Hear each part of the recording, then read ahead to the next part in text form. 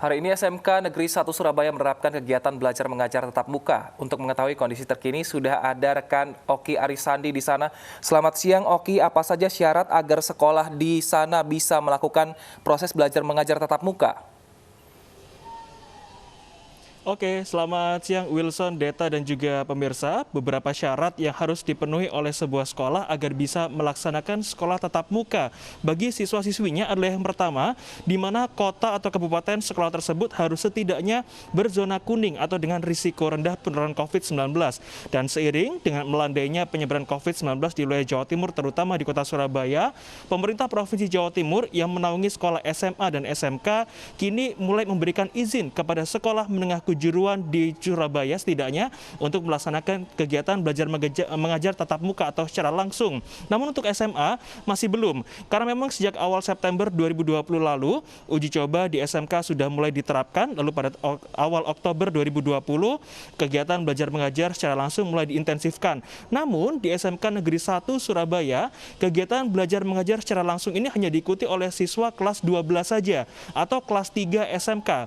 Sementara untuk siswa-siswi kelas 10 dan juga 11 masih mengikuti proses belajar mengajar daring. Bukan tanpa alasan kenapa kelas 12 ini harus belajar mengajar secara langsung, karena mereka nanti di awal Desember 2020 sudah harus melaksanakan ujian sertifikasi kompetensi. Artinya mereka harus melakukan pembelajaran secara langsung untuk mempersiapkan diri sebelum ujian. Nah, untuk bisa ikut belajar mengajar secara langsung, para siswa-siswi ini harus mendapatkan izin dari orang tuanya dulu. Jadi kalau orang tuanya sudah memberikan izin agar mereka bisa sekolah tatap muka dengan dibekali sebuah surat izin dari orang tuanya, maka mereka baru bisa masuk secara langsung. Nah, untuk lebih tahu seperti apa pola pembelajaran tatap muka, sudah bersama kami Kepala Sekolah SMKN Negeri 1 Surabaya, Bapak Cipto Adi Nugroho. Selamat siang, Pak Cipto. Selamat siang. Pak Cipto, seperti apa pola pembelajaran secara langsung untuk kelas 12? Pembagiannya seperti apa? Shiftnya seperti apa? Detailnya seperti apa, Bapak? Ya, terima kasih. Jadi kalau di SMKN 1 Surabaya ini karena jumlah siswanya begitu banyak, sekitar 2.560, maka kami untuk simulasi tatap muka, kita tetapkan yang kelas 12. Karena mereka harus nanti mengikuti uji sertifikasi kompetensi. Sehingga anak-anak ini pun nanti dijatah per harinya itu ada yang seperempat dari jumlah siswa yang ada. Jadi misalnya 36, itu 10 orang paling enggak. Tapi kalau jumlah misalkan ruangannya besar bisa separuh.